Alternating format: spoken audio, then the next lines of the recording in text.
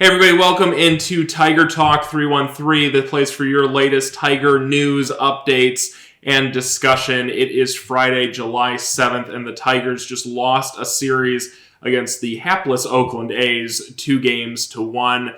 Let's talk about it. So we're going to break down each game in the series. We'll go through game 1, game 2, game 3, give you some of my overarching thoughts on the series, and then we'll look ahead. We got an exciting weekend coming up. It's the last series here before the All-Star break. We have the draft on Sunday. Tigers have a good pick, and we should be able to get somebody quality in that spot. Now, if we will or will not, that's a different story. We will talk about the draft here a little bit later on in the show, and then tomorrow we'll also be posting our draft preview, where we'll look at about the top 30 prospects, 20 to 30 prospects, go through some of the guys the Tigers could get, some of the guys that are probably out of reach, and we'll talk about probably the biggest story, which is which LSU player is going to go number one and which one I would not touch with a 10-foot pole. So we'll talk about that later. So get things going here. Let's start with game 1. So game 1, we lost to Oakland in 10 innings. This was really a game of missed opportunities with some upsides. So one of the major positives to take out of this game by far is way Tyler Skubal looked in his first game back from the IL. So he looked absolutely fantastic. It looked like he struggled a little bit with cramp later on in the game, but really great performance from Skubal. And I mean, he didn't give up a hit. He didn't give up a hit. He didn't give up a walk. Just a great performance from Skubal with 6 Ks in 4 innings of work. So really impressive from Skubal. Good to see from him. Good tilt on the slider. Thought the fastball looked really well. Command was there. And I know it's the Oakland A's. They just got perfect game thrown against them by Domingo Germán, but it's still an MLB lineup, and he looked really good in his first outing back. So honestly, all the pitchers looked really good in this game. Reese Olson looked really good out of the pen as well. Probably said really well or really good too much here early on in this episode, but it's true. So Reese Olson looked really good out of the pen. He allowed 1 hit over 5 innings and missed a lot of bats along the way. Really great fastball. Good to see that fastball usage up. So he sat right around that 33% mark of fastball usage, and he bumped that up to 47%. Probably some of that was the fact he was coming out of the pen instead of starting, which I actually liked a lot more because he's really a 2-pitch pitcher. He's got a great fastball, really good slider. And normally those guys' fastball-slider combination are great out of the pen. A little bit less great as starters. So I'd like to see him actually move to the pen. His fastball velo is great, 76th percentile. Now there are some negatives with Reese Olson, and this is part of why I'd like to see him out of the pen. So a negative with him is his barrel rate is not good, and his exit velo is not good. And I like advanced metrics, but I don't think they're the end-all, be-all, but I do like them. And so I think what you can gain from this is the knowledge that if he gets hit, he might get hit hard. But if you reduce the sample size of him potentially getting hit, that takes away from the exposure, if that makes sense. So if we're continuing to trot him out there inning after inning, he's a 2-pitch pitcher, and they're able to key on the fastball, they're able to key on the slider, all of a sudden you start getting hit, and I think that's why that exit velo is probably up for him. So I think limiting his usage to a bullpen role would be a much better way to go. We'll see if they do it or not. The bullpen also is probably an area, well, it's definitely an area that's lacking on this team, so I'd like to see him move to the bullpen. We'll see, though. I think they still envision him long-term as a starter. I think it's part of, he went 5 innings in this outing. I think they want to keep him stretched out. I think they still see him as a potential starter, but I'd move him to the pen. Big story of this game, though, was the fact that 9 guys got left on base. And it was the manner in which we were leaving guys on base. Offense continues to struggle. Torkelson more and more looks like a AAA hitter. We'll touch on that in a minute. Eric Haas, I know he's a local kid. It was a great story last year. He killed lefties. I'm questioning, though, why he has a spot on this team. You get to a point where we're at the All-Star break. He's hitting .213. He has 3 home runs. And what Eric Haas brought to the table was his bat. Like, everybody knows he can't play defense. He can't catch, and he can't play left field. You do it to get him in the lineup, but he's not good at it. So if you got a guy that can't play defense and all of a sudden also can't hit. That's a problem, right? Now you have to have the people in position to push him and to get him to get him off of the roster, essentially, which we'll touch on. We'll do a follow-up episode here in the next few days, probably during the All-Star break. We'll look at the minor league system, kind of who's coming up through the farm and who could potentially replace some of these guys that we're going to talk about here. But with Haas, the issue is you have to have somebody to dislodge him. But it's getting harder and harder to see why he has a spot on this roster and why somebody else isn't getting an opportunity when the bat isn't there. If Haas was what he was last year, if Haas is going to hit 270 or 260 and he's going to hit 20 to 30 home runs a year, I have absolutely no problem with him being in the lineup. I will take the bad defense in left field. I will take bad catching behind the plate if it means getting that bat in the lineup. The Tigers are a team that needs offense. And so if you can add that with an Eric Haas, fine. But if he's not going to be able to provide that punch offensively, I struggle to see what his role on this team is going to be moving forward. Another player that you struggle to see how they fit, but it's a little bit more complicated than Eric Haas, because let's face it, Haas is on league minimum. That's not really... I'd have to check the contract things about that. But with Haas, it's not like, oh my God, he's cost prohibitive to making a move here. Somebody that is cost prohibitive to making a move, and somebody that has gotten consistently worse as the years have gone on, is Javi Baez.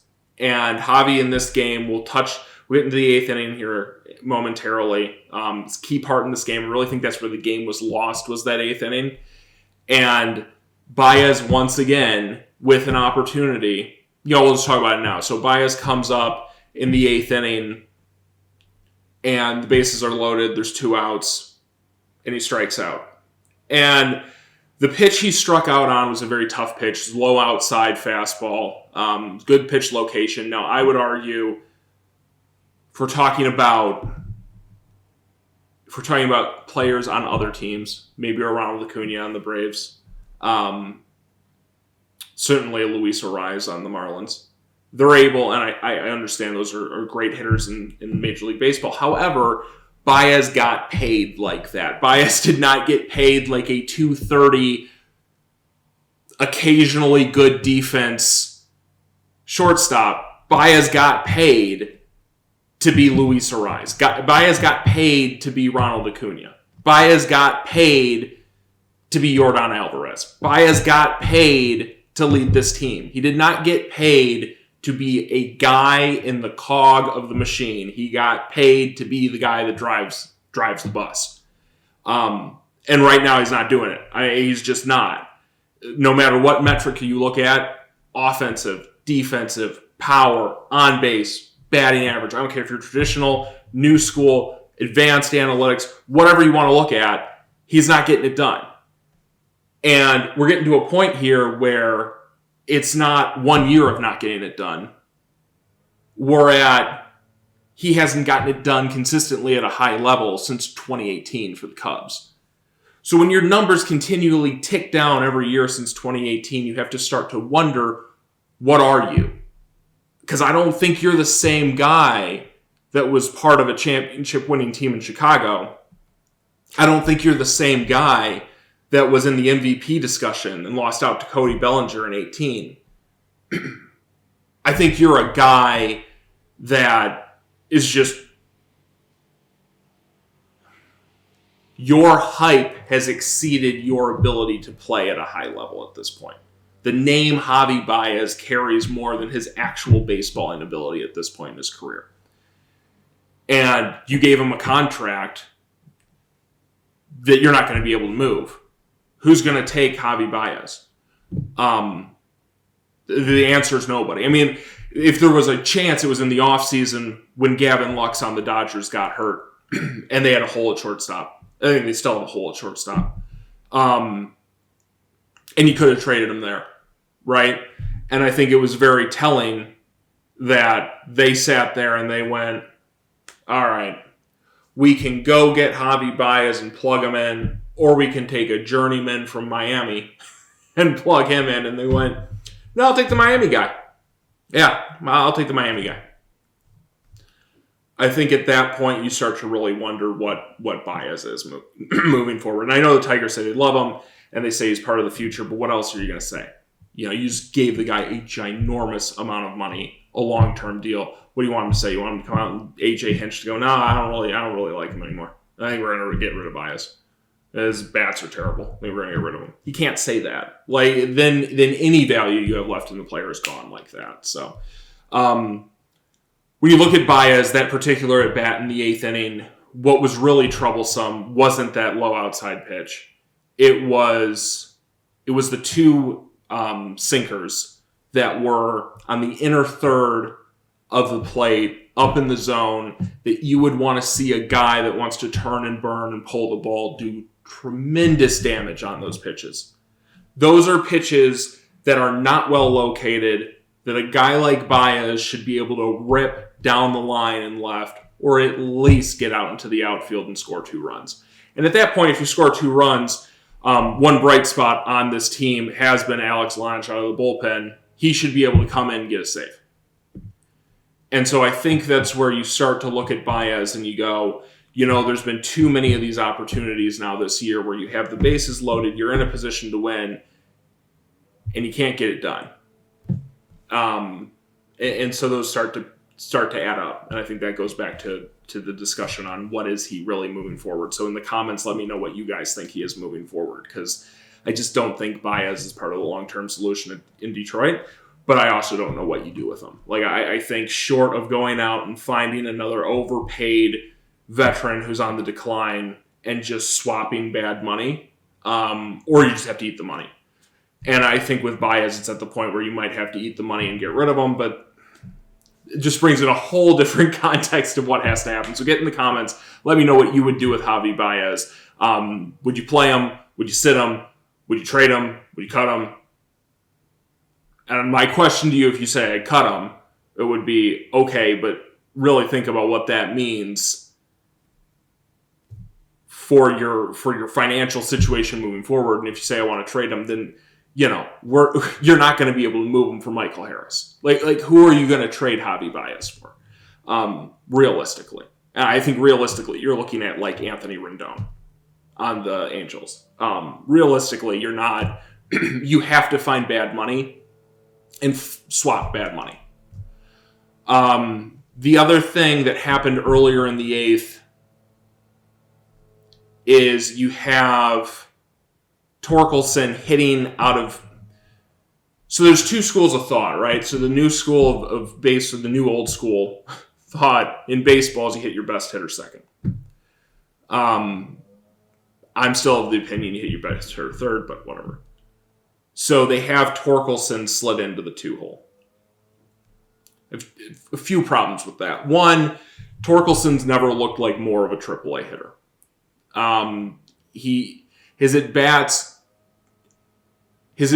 suggest to me he still had a lot of development left to do at AAA. His defense at first certainly suggests he has a lot of development left to do at AAA, but his at-bats particularly suggest they brought him up too early. And the risk when you bring people up too early is they lose confidence, they struggle with adjustments, and they never become the player they could have become. And I think that's a real concern with Torkelson at this point. That's the first part. Second part, he's 0 for 5 in this game, which is just another example of maybe why he shouldn't be hitting in the 2-hole. And then, so he comes up in the 8th inning, and you got runners on the corners, 1 out, tie ball game. Torkelson should be able to hit a fly ball. If you draft a guy, number 1 overall, you should get a fly ball. You should get a fly ball out of him. And that at-bat is actually a really good one to look at. And I'm pulling it up here because it's a really good at-bat to walk through of just why I say what I say about he does not look comfortable at this level. So first pitch is a four-seam fastball up in the zone, inner part of the plate. Basically center cut. I mean, when you divide it into quadrants, it is in the upper middle quadrant, on the edge of the upper inside quadrant. That's not a pitch. That is, if you asked for a pitch to lift, it's a good one to get. The Third pitch he sees in the abate, lays off a changeup, low and outside, good pitch to lay off. It didn't miss by that much. It was a really nice job to take that ball. Then you want to talk about a ball that is a perfect opportunity to lift. He gets a changeup, basically in the middle quadrant, maybe low and outside to middle. Let's call it that. And he fouls it back. And that's one of those ones. If a guy's right, and I don't just mean right in terms of if he's playing well. Like if a guy's right in terms of fit, in terms of fits in the major leagues, in terms of is a game-winning ball player that you'd want to see suit up for your team every day, he should be able to flick his wrists out there, get the ball in the air, and drive in the first run.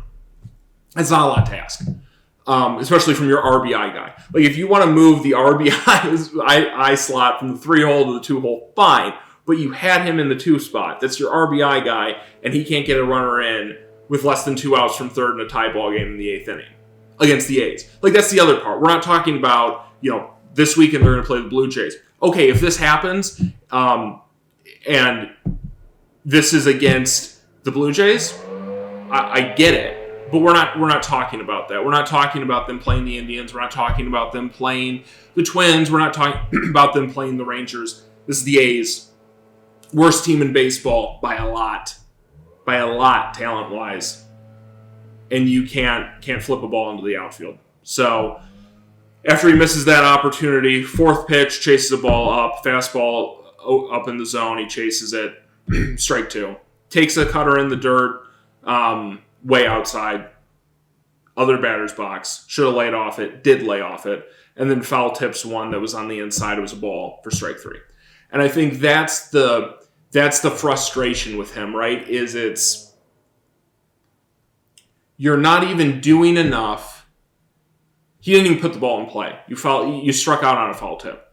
And the frustration with him is you had 2 pitches in that at bat, the first pitch and the third pitch, where they are literally the pitches you would look for if you were trying to get a sac fly. They are the balls anybody in baseball would want thrown to them to hit a sac fly. You can't get it done. And that's really frustrating. And it brings in just a whole lot of questions with Torkelson in terms of his development and how he fits in with this team. So, and then Baez comes up, strikes out. The strikeout rate is a huge problem with Baez. Absolutely huge. We already talked about the specific strikeout in terms of him missing 2 pitches up that you'd like to see him do damage with. Baez is a whole video onto himself. Baez is the perfect encapsulation of everything that Al Avila did wrong as GM. And he is also a perfect encapsulation of the Tigers giving out bad contracts now for the last 25 years. We don't need to run through all of them on here, but Bobby Higginson comes to mind. Victor Martinez comes to mind. I'm going to catch some flack for this in the comments, but Miguel Cabrera comes to mind if you think about the last 3-4 years of that deal.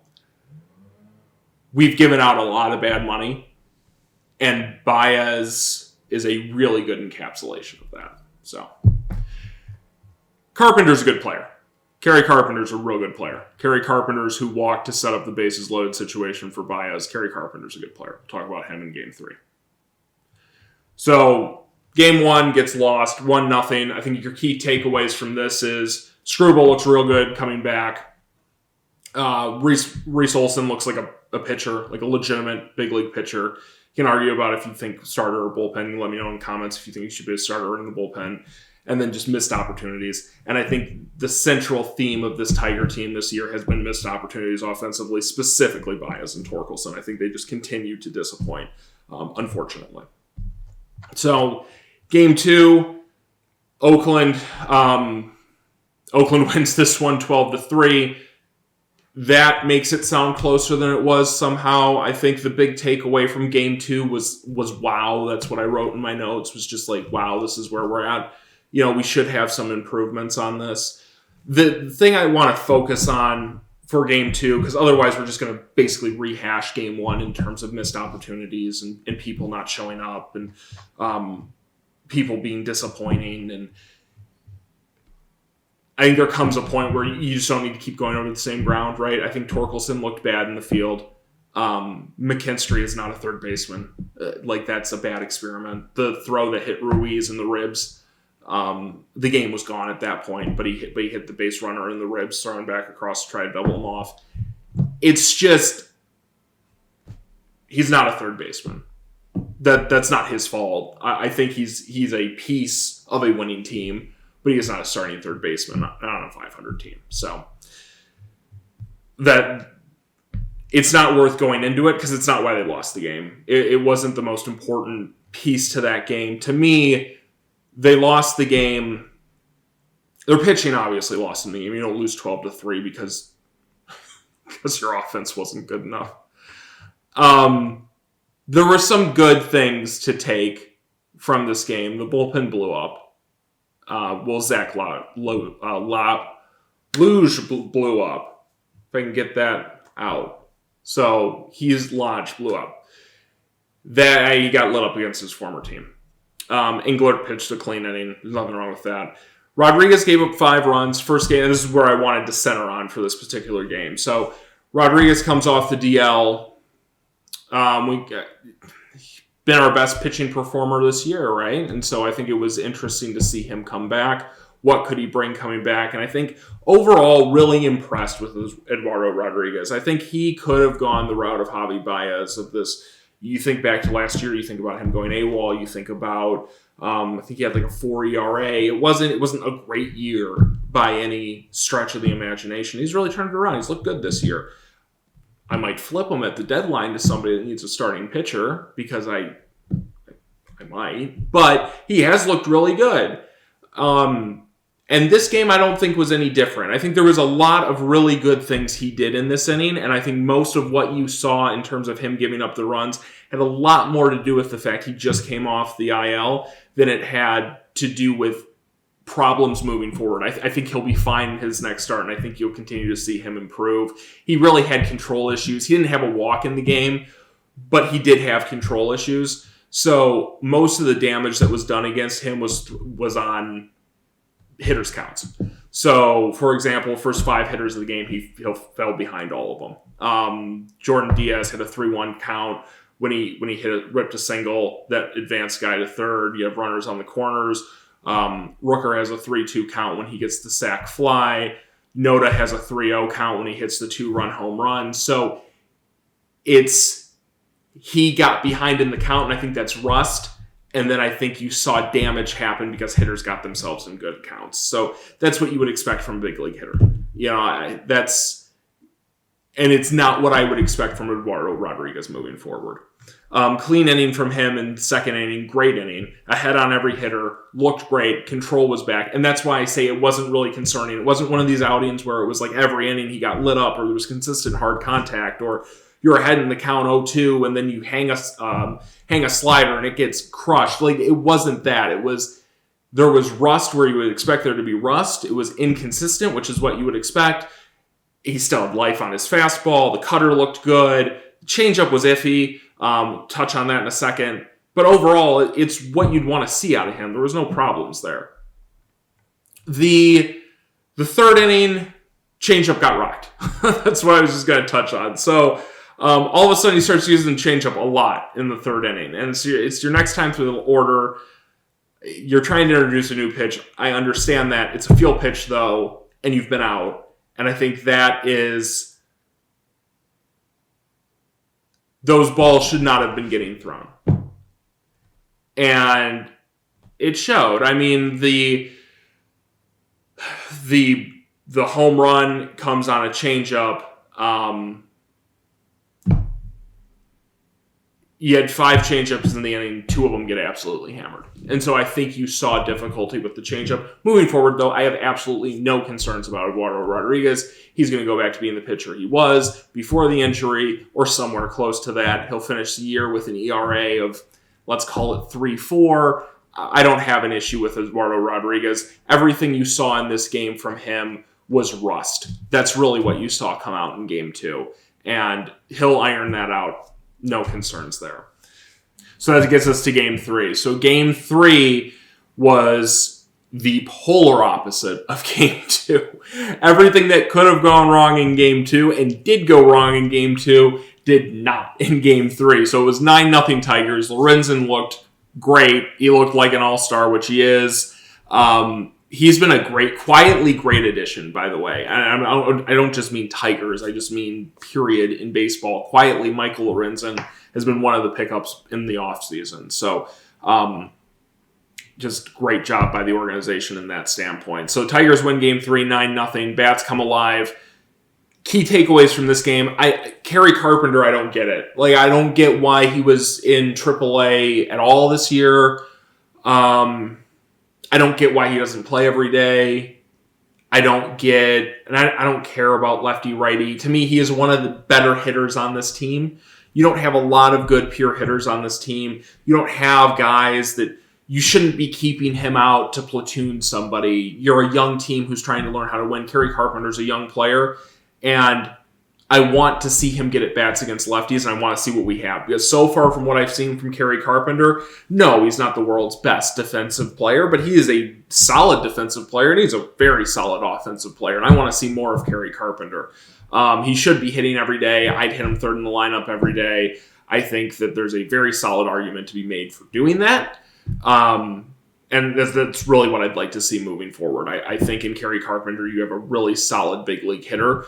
We need to see that proven. I don't think limited time last year and so far fairly limited time this year proves anything.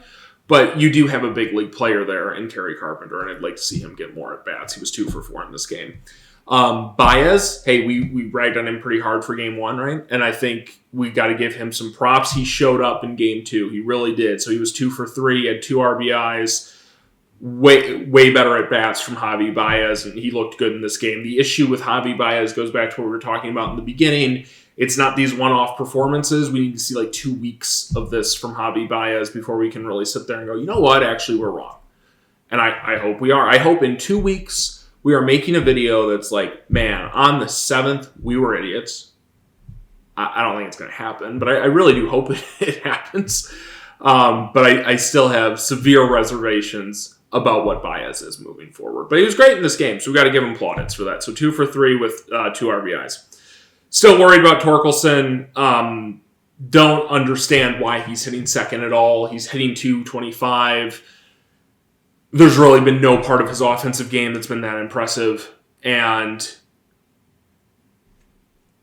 I think the thing with Torkelson, and I don't want to pile on too much, we talked about him in Game 1, but the thing with Torkelson is, if you want the kid to develop at the big leagues, fine. I just kind of argued for that with Kerry Carpenter. But why are you hitting him second?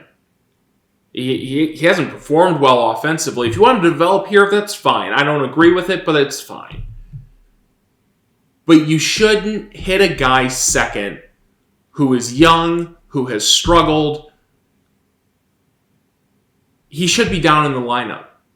You should hit a guy like that 8th, 7th. I like to use the 9 hole as another leadoff hitter, so I'm not advocating for that. But I think 7th or 8th would be a fair spot in this lineup for Torkelson. And I think you could go to the kid and you could say, hey, look, we still believe in you. We still think you're going to be successful. We're going to drop you in the order. Just want you to focus on your at-bats and focus on making solid contact with the ball. I think that's fair. I think that's more than fair. I don't understand why they don't do it, right? I think at some point the development for the kid might be better served with less pressure on him hitting lower in the lineup. So, you know, if your argument is I want him to get big league at bats, fine, drop him in the lineup. If you want to go the route of, hey, I want him to be successful somewhere, because let's not forget, it's not like he ripped up AAA or AA before he got brought up to the show. We're not talking about a kid that was in AAA or AA, hitting 340, hitting moonshots, hitting 400. He hasn't done that since Arizona State. So if you want him to develop here, I think that's incorrect thinking, because I want to see a guy have success at the lower level before you bring him up to the big leagues. It's not going to get easier. But if your argument is, well, he's here, We played him up at the major leagues last year. We're stuck with him being a part of this team. Fine. Whatever. Your player development sucks, and it has sucked for a long time. But if you believe that's the right way to go, super. But then hitting a kid second, you are asking for exactly what you're getting. You are asking for somebody to struggle, to get tons of pressure put on them, and to have their development hampered because they are coming up in situations that need somebody that is more big league ready to handle those situations. And it's not Torkelson. Like, it's just not him. So I feel for the kid. I want him to be successful. I think the best way to make him successful is to drop him in the lineup or have him actually go be successful somewhere. And I think that's what I'd go with. I would actually have him go be successful in AAA. I'd send him down to Toledo and let him hit 340 and feel really good about himself. And then bring him back up and you might see a different player. Just a crazy thought. So, but overall, great game from the Tigers in Game 3. Bats did a great job of showing up. Along with Lorenzen, I don't want to call it a sleeper because I think people that knew that he would be a really good addition, especially if you listen to some of the Phillies guys. But Matt Vierling is a player. Like, Matt Vierling is a legitimate big league, I think, fourth outfielder on a winning team. But for this team, he's a legitimate everyday starting. I'd probably start him in left, which is what they did in this game. I don't think he has the range to play center, but Matt Vierling should be on that baseball field every day, and he should lead off every day. The guy that's hitting 276 has an OPS of 761, should not be on the bench ever. Not for the Tigers. I'm sorry. And that would be my point with Carpenter, right? So Kerry Carpenter is 275 with an 833 OPS, and Again, Carpenter's a smaller sample size, but we're at the point in the season we're hitting the All-Star break, right? So Torkelson hitting 255, Ibanez hitting 228, Baez hitting 226, Scopes hitting 213, Haas is hitting 213, Zach Short, who should not be here, is hitting 222, Jake Marisnick, who has never hit anything in his entire life, he can play the heck out of center field though, is hitting 221. So we're not picking from a big talent pool. So Matt Vierling every day should be leading off, and Kerry Carpenter should be hitting third every day. And if they don't, I just really question the sanity of those making decisions because it's gotten to the point where they are clearly two of your best offensive players. Play the guys. And if they end up to be nothings, fine, but this season is a nothing.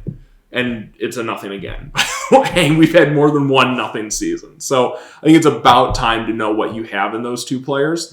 And Matt Vierling so far has been a terrific player. He's lived up to everything that we had heard from the Philly guys. Phillies broadcasters said, Tigers, you're going to love the guy, hits line drives everywhere, opposite field hitter, and sure enough, that's what he is. So Matt Vierling, great pickup. Jury's still out. Just thinking about that trade. Jury's still out on Nick Maton because this was the deal that sent Gregory Soto to the Phillies. So jury's still out on Nick Maton. I think he really struggled up here. He was 163, I think, with bad defense at third. So I'd like to see something happen with him positive moving forward, but jury's out. And then Donnie Sands, I don't know. I mean, he's been a catching prospect forever. That would be an argument for, okay, Eric Haas can't hit and he can't play defense. So let's move Haas out and let's move Donnie Sands in and see if you got anything in that deal. So that's kind of where that trade. But if all you got from that trade was Matt Vierling, it was a good deal. He did a good job on that trade. So those were the big takeaways from Game 3. I think it was just the offense really coming together and looking like a cohesive unit, which was really nice to see. It'll be interesting to see if they can continue that moving into this next series. So looking ahead, we got the Blue Jays in for a 3-game set. Friday's matchups, Alex Fideo against Alek Manoah. Saturday is Matt Manning against Kevin Gossman, and then Struble gets the ball on Sunday against Chris Bassett. Really exciting pitching matchups this weekend from a Tiger fan perspective if you want to see how pitchers are developing. So I say that to say Manoah's a better pitcher. Gosman's a way better pitcher, and Bassett's a better pitcher. We should not win any of these 3 games. It's baseball, so don't be surprised if we do. The worst teams in the league will win 60. But it's really going to be interesting to see how Alex Fideo pitches, to see how Matt Manning pitches, and to see how Screwball, how he follows up what was a really good performance. Like I said earlier in this episode, against a team that did just have a perfect game thrown against them, but that was a really solid performance by Screwball. And so it'll be interesting to see how he can follow it up, see if he gets stretched out a little bit longer. I'd like to see him go 5, maybe 5 and change in this game. I don't think we're at the point yet where the second game back you can expect 6 innings out of the kid, but I would expect him to build on his last outing. It's a good Blue Jays lineup. This will be exciting to see what Manning, specifically Manning and Screwball. I think Fideo is interesting to me because he's one of the older prospects. He's from the old regime of, these are going to be the guys that are going to help us rebuild. And I've always held out some hope for Alex Fideo. So it'll just be interesting to see what he can do against a really good lineup. But specifically Manning and Screwball, because let's not forget, our hopes are pinned to the mast of Casey Mize, Matt Manning, and Screwball. Those are the big 3 guys carrying us forward.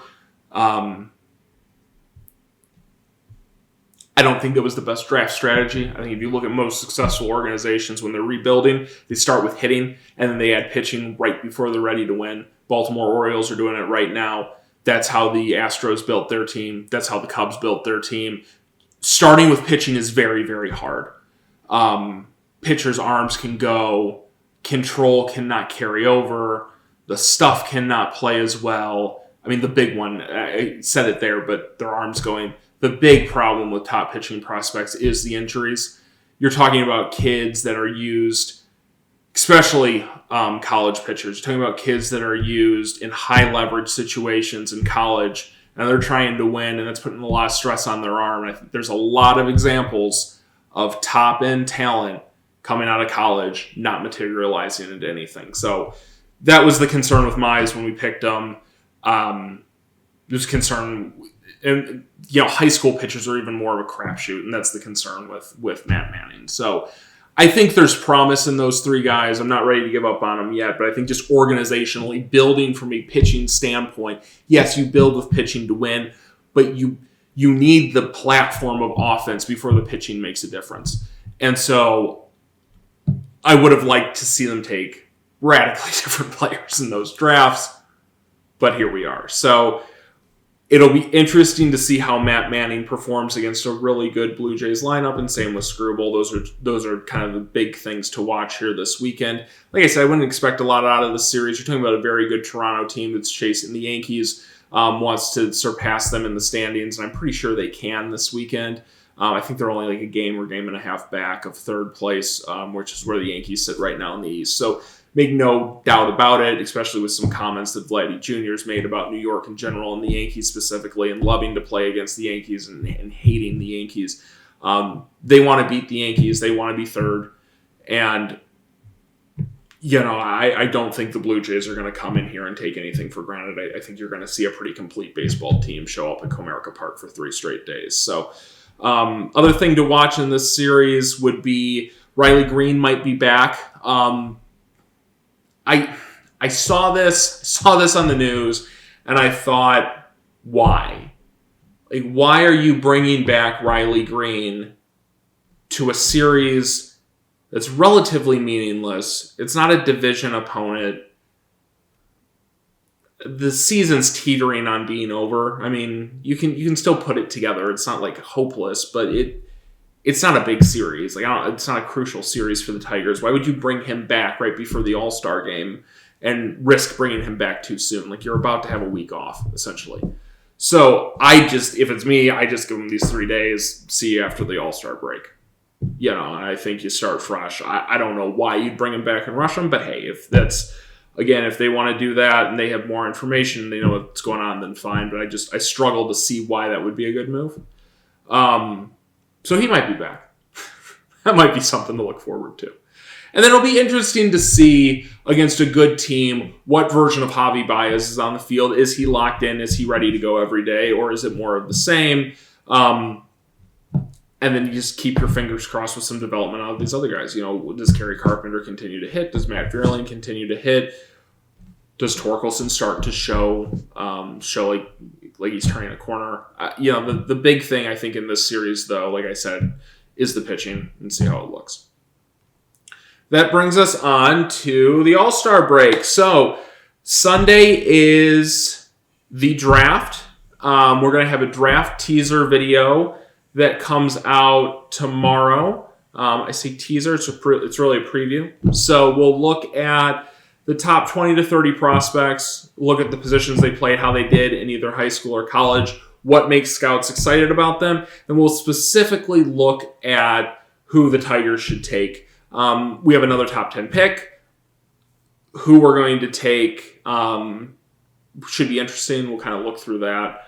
Look at some of the guys that might be there on the board, some sleepers that we might take and who we're likely to take. So give you a hint, he is from the state that we do spring training in. So I think that's probably, he goes to college in that state. So I think that's probably the route we're going to go. And I can't really argue with it. And we'll also talk about which LSU player is going to go number one. And I'm sure you can guess, but there's one of the LSU players I would not go near. And you can probably guess because I just gave it away earlier with my thoughts on drafting pitchers early. So that's going to come out tomorrow. And then Sunday, I need you guys to jump in the comments and let me know what you guys would like to see. So we can do two different things. We can just do our series wrap-up video, which will be released on Monday, with a short draft recap video. So you get two videos on Monday. Or what we can do is we can do a live with the community on Sunday.